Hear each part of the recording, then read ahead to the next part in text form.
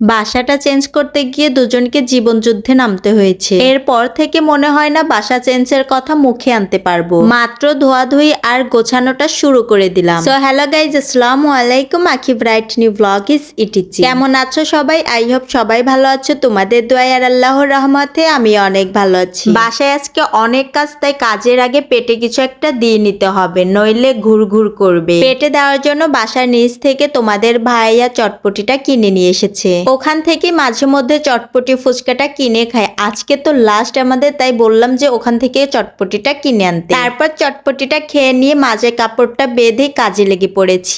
First খাটের নিচ থেকে সব জিনিসপত্র বের করে নিচ্ছি। খাটের নিচে অনেক জিনিস জমা হয়েছে, সবকিছুতে এত ধুলাবালি জমেছে, আল্লাহ জানে আজকে আমার কি অবস্থা হবে। অ্যাকচুয়ালি ধুলাবালিতে আমার অনেক অ্যালার্জিটা একবার উঠে গেলে আমার তো বাচ্চাটাই দায় হয়ে যাবে। তাই তোমাদের ভাইয়াকে কাজে লাগিয়ে দিলাম। সে কাজে লাগতে এই বলটা দেখে ভয়েই অস্থির। সে বুঝতে পারিনি, এটা দেখে সে ভেবেছে সাপপোকা হতে পারে। পুরা খাট ভর্তি জিনিসপত্র, হাত দিয়ে নাগাল পাচ্ছিল না, তাই ঝাড়ু দিয়ে বের করছিল। এই জিনিসগুলো দেখে একটা মানুষের কথা মনে পড়ে গেল, যদিও মনে করতে চায় না, তবে এই জিনিস থেকে কিছু জিনিস তারও আছে। যে সম্পর্কটা প্রয়োজন মেটায়, সেই সম্পর্কটা নিজেদের মনে না রাখাটাই ভালো। এখানে কাউকে উদ্দেশ্য বা দোষ দিয়ে কথা বলবো না। অ্যাকচুয়ালি ভুলটা আমাদের, আমরা মানুষকে বেশি মূল্যায়ন করে ফেলি। আর একটা কথা কি জানো, সবার চাওয়াটা আমরা অনেক খারাপ থাকি, সবার দোয়ারে যাই, তাহলেই তারা খুশি। হয়তোবা আমাদের ভরপুর কোনো কিছু নেই, তবে আল্লাহর রহমতে কারো দোয়ারে গিয়ে দাঁড়াতে হয় না। এতেই আমরা আল্লাহর কাছে লাখ লাখ শুকরিয়া আদায় করি। যাই হোক, সবকিছু গোছাতে গিয়েই ভাঙ্গাটা শুরু হয়ে গেছে। জানি না বাসাটা চেঞ্জ করার সময় কি আর ভাঙবে। মগটা ভাঙ্গাতে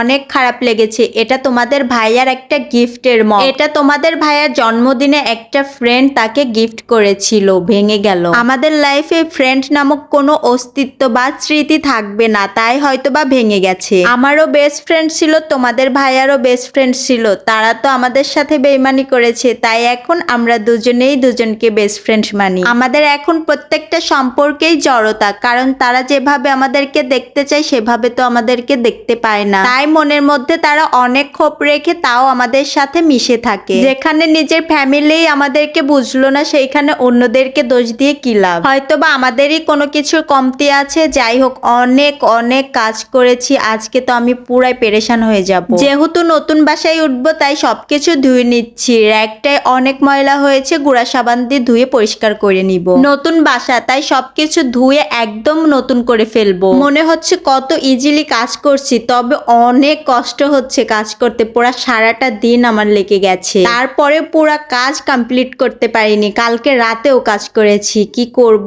এখনো অনেক কাজ বাকি। রাতে তো তোমাদের ভাইয়া তাও হেল্প করতে পেরেছিল, এখন তো সে অফিসে গেছে, এখন আমাকে সবকিছু একা হাতেই করতে হবে। রান্নাঘরের র্যাক, মশলার বয়াম সবকিছু এত পরিমাণে তেল কাস্টে হয়েছে যে হাত দেওয়াই যাচ্ছে না, তাই কষ্ট করে হলে এগুলো মেজে ঘুচে এখন আমাকে একদম নতুনের মতন করে নিতে হবে। মিনির একটা মাজা গোছা করে একদম চকচকে ঝকঝকে বানিয়ে ফেলছি। এবার মশলার বয়ামগুলো নিচে নামিয়ে মাজা গোছা শুরু করে দিব। তারপর একটা করে ধুয়ে র্যাকে আগের মতো করে সাজিয়ে গুছিয়ে রেখে দিব। ভিডিওটা দেখে তো মনে হচ্ছে 1-2 মিনিটের কাজ, তবে এই কাজটা করতে গিয়ে আমার প্রায় 1.5-2 ঘন্টার মতন লেগেছে। যাক, কাজটা তাও শেষ করতে পেরেছি, এটাই অনেক। এই দেখো, আমাদের ভালোবাসার লাভটা কি একটা ময়লা জমেছে, উপরে থাকে, তাই হয়তো বা ধুয়ে নিতে পারি না। তার সাথে আমার বেবি ডলটার কি অবস্থা হয়েছে, এগুলা এখন আমি খুব সুন্দর করে ধুয়ে পরিষ্কার করে নিব। আর ওই যে ভিজিয়ে রাখা পর্দাগুলো, এগুলোও আমি ধুয়ে নিব। আর এত পরিমাণে পর্দা থেকে ময়লা বের হচ্ছিল, কি বলবো, এই বাসাতে